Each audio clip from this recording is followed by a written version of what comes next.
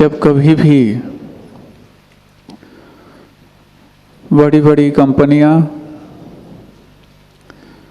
अपने उत्पाद को उत्पादित करने के लिए बड़े बड़े कारखाने लगाती, तो उन कारखानों को आवश्यक सामग्री सप्लाई करने के लिए छोटी छोटी फैक्ट्रियां भी आसपास लगती। कोई भी बड़ी फैक्ट्री का मालिक ये सोचे कि हमने तो बहुत बड़ी फैक्ट्री लगा ली, अब तो हमें किसी की कोई आवश्यकता नहीं। लेकिन वो बड़ी फैक्ट्री भी चलती तभी है जब छोटी छोटी फैक्ट्री उसके लिए रॉ मटेरियल सप्लाई करने के लिए आसपास हों, भले ही दूर हों, लेकिन सप्लाई उनके पास तक कर पाएँ, तब जाकर के इसका बड़ा प्रोडक्ट सामने आ पाता। लगभग ऐसी ही व्यवस्था कर्म सिद्धांत में है। तीर्थंकर प्रकृति जैसी पुण्य प्रकृति की बड़ी फैक्ट्री कहीं लगी हो तो उसके साथ साथ छोटी छोटी फैक्ट्रियां कई पुण्य प्रकृतियों के रूप में उसका साथ देती हैं। पुण्य फला अर्हंता, ये तो कहा जाता कि पुण्य का सबसे उत्कृष्ट फल यदि किसी सांसारिक सुख के रूप में है तो तीर्थंकर प्रकृति के द्वारा। अब उस तीर्थंकर प्रकृति का उदय जब आए, लेकिन उसके पहले उसके साथ साथ उसको सहयोग देने वाली कई अन्य प्रकृतियों का उदय प्रारंभ हो जाता। और जैसे ही वो प्रारंभ होता कहीं न कहीं हमारे जीवन में उनकी सुख-बुगाहट देखने को मिलती। और सुख-बुगाहट इस रूप में देखने को मिलती कि तीर्थंकर प्रकृति तो 13वें गुणस्थान में देखने को मिलेगी। उसका उदय 13वें गुणस्थान में आएगा। भले ही 83 लाख पूर्व तक आदिनाथ भगवान ने राज शासन किया हो बाल्यकाल से लेकर के, बचे हुए शेष 1 लाख पूर्व में 1000 वर्ष उन्होंने छद्मस्त अवस्था के और निकाल दिए हों, इतने समय तक भी वो तीर्थंकर प्रकृति उदय में नहीं आई। तो फिर इतने समय तक उनकी सारी अन्य अनुकूलताओं की पूर्ति जो देवों के द्वारा होती रही, कुछ एक अपवाद छोड़ करके कि 6 महीने तक उनके लिए आहार नहीं मिला आदि आदि, ये कुछ एक अपवाद हैं। इनको छोड़ करके जो व्यवस्थाएं होती रही वो किस पुण्य प्रकृति के कारण हुई?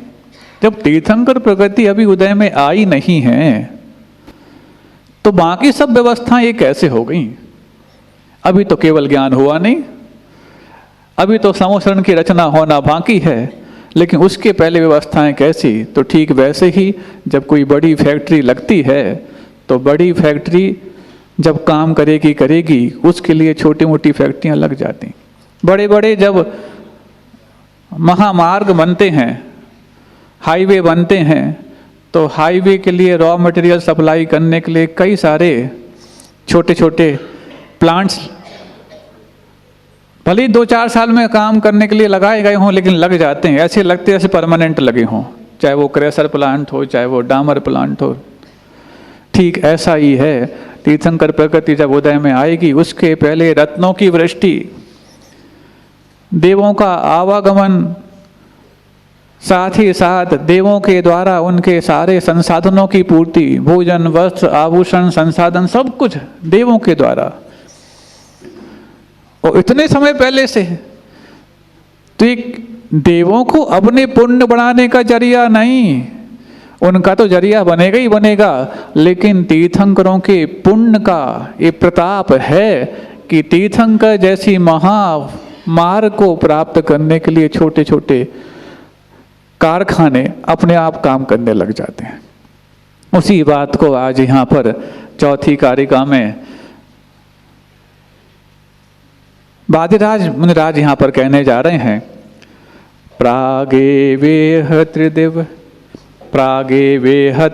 त्रिदिव भवना देशता भव्य पुण्यात् पृथ्वी चक्रम कनकमयतां देवनिन्ये त्वयेदं ध्यानद्वारं मम रुचिकरं स्वान्तगेहं प्रविष्टः तत्किं चित्रं जिनवपुरिदं यत्सुवर्णीकरोषि प्रागेवेह त्रिदिवभवनादेशता भव्यपुण्यात् पृथ्वी चक्रं कनकमयतां देवनिन्ये त्वयेदं ध्यानद्वारं मम रुचिकरं स्वान्तगेहं प्रविष्टः तत्किं चित्रं जिनवपुरिदं यत्सुवर्णीकरोषि।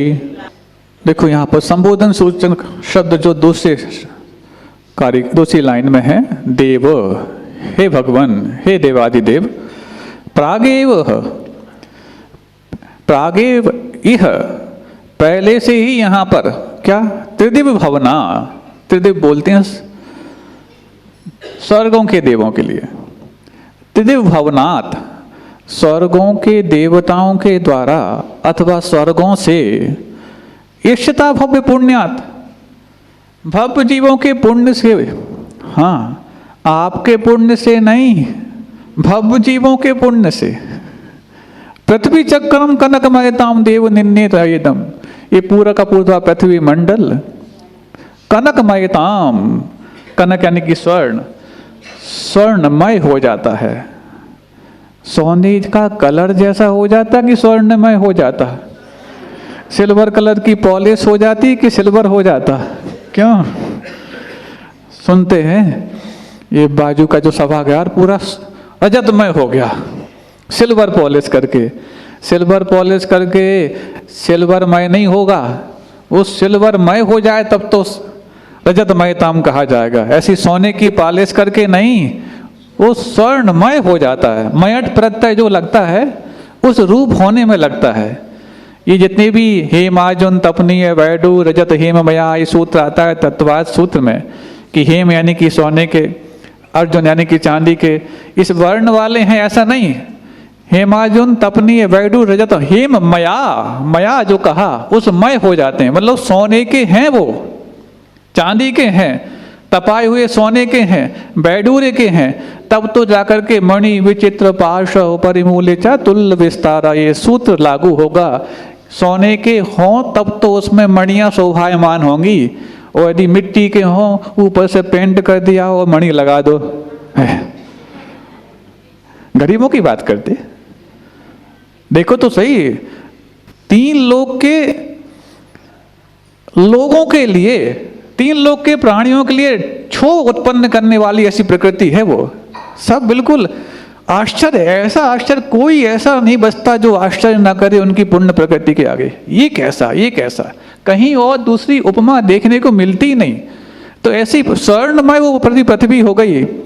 निन्ये त्वयेदं, साथ में ये कहा जा रहा है भगवान, ये पूरा का पूरा स्वर्णमय को आपके द्वारा ही करा दिया गया, आपके लिए ही सब कुछ हो गया, लेकिन किसके पुण्य से हुआ? भव्य पुण्यात। हाँ, हमारा पुण्य है कि आप हमारे यहाँ इस प्रकार से आए, आपका पुण्य होगा, रखे रहो। ये संसारी प्राणी चाहे भक्त बन जाए चाहे कम भक्त बन जाए, वो छोड़ता नहीं, किसी को नहीं छोड़ता, मतलब अपना कहीं ना कहीं वो एग्जिस्टेंस बताने की कोशिश करता कि हम हैं, हमारे पुण्य से आप आए हो। भाई साहब बात तो सही है, मुंगावली वासियों का पुण्य नहीं होता तो काय तो गुरुजी आते, गुरुजी के पुण्य से मुंगावली नहीं आए, तुम्हारे पुण्य से आए। तुम्हारा पुण्य नहीं होता तो काय को वो इतना दिन प्रवास करते, तुम्हारा पुण्य नहीं होता तो काय को एक तीर्थ के निर्माण का आशीर्वाद देते। अरे छोटे मोटे आशीर्वाद दे देते, जाओ तुम विधान कर लो, तुम अनुष्ठान कर लो, तुम व्रत ले लो, ये ले लो, बोलो नहीं, ये हजारों वर्षों तक तुम्हारे व्रत अनुष्ठान पुण्य के साधन यूं ही चलते रहे। ऐसा एक बार थोक में आशीर्वाद देके चले गए और तीर्थ का निर्माण सहस कूट के साथ आपको करना है, ऐसा बहुत बड़ा संसाधन दे गए। अभी जितना आपको इसकी मूल्य की जानकारी हुई है, ये तो जब बन करके तैयार होगा और जब आसपास के सभी तीर्थों की वंदना करने के लिए लगेंगे, बुंदेलखंड की तीर्थ की यात्रा में जब एक नवीन तीर्थ का इजाद आपके 24 जनालय और सहस्त्र जनालय के रूप में होगा, तब जाके आपको पता लगेगा कि तीर्थंकर आए थे जिन्होंने हमारे तीर्थ का आशीर्वाद दे के चले गए। हाँ, अभी तो हम उनको एक आस्था के रूप में तीर्थंकर बोलते हैं, लेकिन वो वाकई में तीर्थम करोति इति तीर्थंकर, जो तीर्थ को करने वाले हैं उसका नाम तीर्थंकर है। तो वो तीर्थ का आशीर्वाद दे के गए हैं हमारे यहाँ। ये 2-5 साल में आपको बहुत अच्छे से इसके ऐसा गदगद हो गए जब लोग यात्रा करने के लिए आएंगे। लेकिन यात्री आएंगे तो उनकी आओ भगत भी करनी पड़ेगी। हाओ महाराज, हाओ भगत नहीं, हाँ हाओ करके भगत जाओ, उसका नाम हाओ भगत नहीं होती। आओ भगत, आओ, आप भगत हैं, हम भी हाँ बहुत भगत हैं यहाँ पर। तो ध्यानद्वारम मम रुचिकरम स्वांत गेहम प्रविष्ट, ध्यान रूपी द्वार से मम रुचिकरम, मुझे रुचिकर, स्वांत गेहम प्रविष्टम, मेरे अंतर्ग्रह में आप जो प्रविष्ट कर चुके हैं। हे भगवान, ध्यान रूपी द्वार से आप मेरे जो अंतर्ग्रह में प्रविष्ट कर चुके हैं। तत्किम चित्रम जिन, देखो 2 बार यहाँ पर संबोधन आया, एक ऊपर भी आया देव के रूप में आया और एक चौथी लाइन में आया जिन के रूप में। मतलब पिछली कारिका में जो संबोधन सूचक वाक्य नहीं दिया था, तो इस कारिका में 2 बार दे दिया। क्यों? हम इस प्रकार का वाक्य का निर्माण कर रहे हैं कि बार बार आपको याद करके मेरी शब्दों की संरचना आगे बढ़ती है। जब कोई शब्दों का निर्माण ना हो रहा हो तो कुछ लोग तकिया कलाम लगा लेते हैं, ये जो है हाँ मतलब कुछ भी, सबके अपने अपने तकिया कलाम होते हैं। वो तकिया कलाम इसलिए होते हैं कि उनको उस समय वो शब्द कुछ सूझ नहीं रहा, तो उसको बीच में लेकर के 2-3 सेकंड का समय ले लेते हैं, याद आ जाता है, फिर आगे बढ़ जाते हैं। ये जो है 101% नहीं समझे ये ऐसे यहाँ पर भगवान हमारा जो यहाँ पर वाक्य का विन्यास चल रहा है, उसमें आपका नाम लेकर के हम उसको आगे बढ़ाना चाहते हैं। नहीं है तो तकिया कलाम तो इतने थे कि आज तक हमारे वो काम तमाम करते रहे, लेकिन तमाम काम हमारे आसान नहीं हुए। इसलिए हे देव, हे जिन, तत्किम चित्रम वपुरिदम यत् सुवर्णी करोसी, जब आपके आने के पहले ही आप अभी यहाँ पर जन्म को तो बहुत दूर की बात है, गर्भ में ही नहीं आए, उसके आने के 6 महीने पहले से पूरी पृथ्वी स्वर्णमय हो गई, रत्नों की वृष्टि होने लग गई। ये आपका प्रभाव है। ये बात अलग है कि हमारी पृथ्वी हुई तो हमारा पुण्य भी था, लेकिन अब हमारे पुण्य से मैंने अपने ही भीतर आपको उतार लिया हो। जब पृथ्वी पे उतरने के पहले पूरी पृथ्वी स्वर्णमय हो सकती है, तो मेरे हृदय में आप यदि आन बसे हैं तो मेरा पूरा शरीर स्वर्णमय हो जाए, सुंदरता को प्राप्त हो जाए, तो इसमें कौन से बड़े आश्चर्य की बात है। मैं तो 6 फुट का हूँ, ये तो पृथ्वी भूमंडल कितना योजनों में थी। जब योजनों की पृथ्वी स्वर्णमय हो सकती है तो मेरी काया स्वर्णमय क्यों नहीं हो सकती। वादिराज मुनिराज कह रहे हैं कि कुष्ठ की काया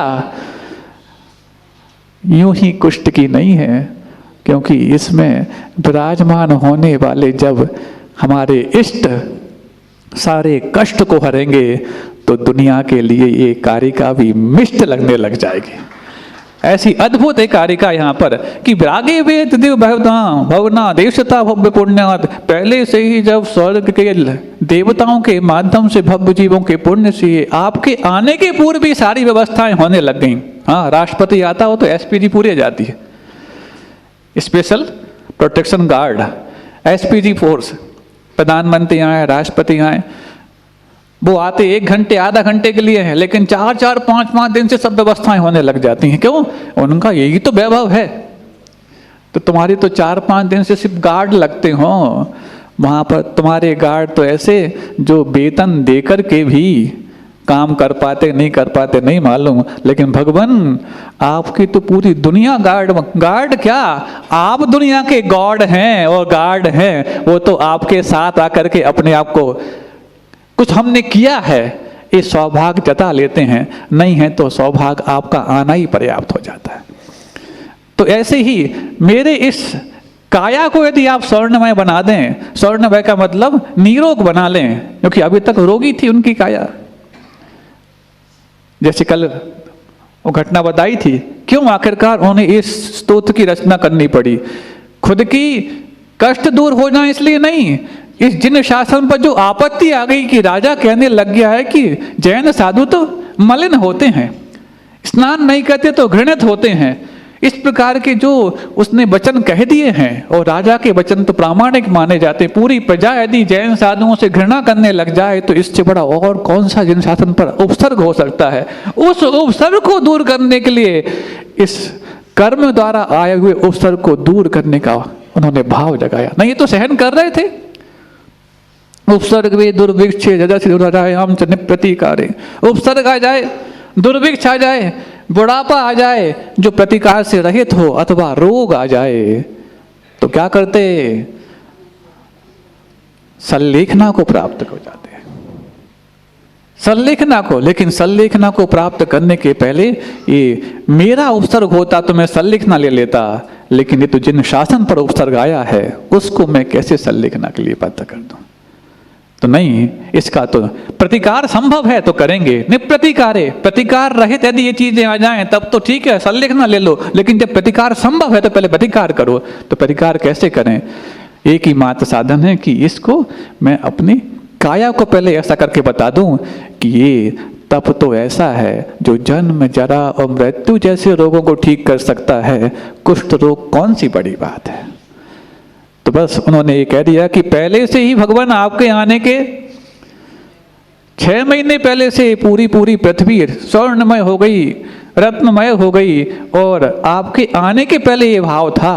तो यदि आप मेरे हृदय में विराजमान हो गए हैं तो मेरा शरीर यदि स्वर्णमय हो जाए, शरीर निरोग हो जाए, स्वस्थ हो जाए, तो इसमें कौन सी बड़ी बात है। यहाँ पर भगवान को उलाहना दी जा रही है। हाँ, आप लोग जैसे भक्तों क्या कहते हैं, ये यहाँ विश्वास की बात कही जा रही। भगवान आप यदि यहाँ विराजमान हो गए तो मैं तो पक्का होऊंगा। अपन क्या बोलते, सुनते हैं बहुत सामर्थ्यशाली हैं, अनंत शक्ति आपके पास है, करके दिखाओ हम स्वस्थ हो जाएं तब तो माने तुम्हारे पास है। ऐसे टेढ़े भक्त पंचम काल के होते। और पंचम काल में भी होंडा सर्पणी, उसमें भी फिर शताब्दी 21वीं लग गई हो, उसमें भी AI इनकी इंटेलिजेंसी आर्टिफिशियल हो गई हो। हाँ, ये तो रियल इंटेलिजेंसी के समय की बातें हैं जो आज आर्टिफिशियल इंटेलिजेंसी वालों के लिए भी आश्चर्य का विषय हो गई कि एक ऐसे संभव है, ये कहां से व्यवस्था बन गई। हाँ, तो मशीनों में इंसान भर सकते हो, इंसानियत नहीं। मशीन को तुम इंसान बना रहे हो, नागरिकता प्रदान कर रहे हो, लेकिन तुम इंसानियत भर के दिखाओ, तब तो तुम्हें माने कि तुम शायद आज इस AI के जमाने में बहुत एडवांस हो गए हो। लेकिन यहां पर देखो कैसी AI कि नहीं, तुम्हें कुछ नहीं करना, मात्र अपने उस भावों को इतना पवित्र करते जाना है। ये पवित्र भावों का परिणाम इस देह में झलक करके आएगा। जब दूषित भावों का परिणाम झलक करके आ गया कुष्ठ के रूप में, तो पवित्र भावों का परिणाम क्यों नहीं आएगा? ये विश्वास तो हो।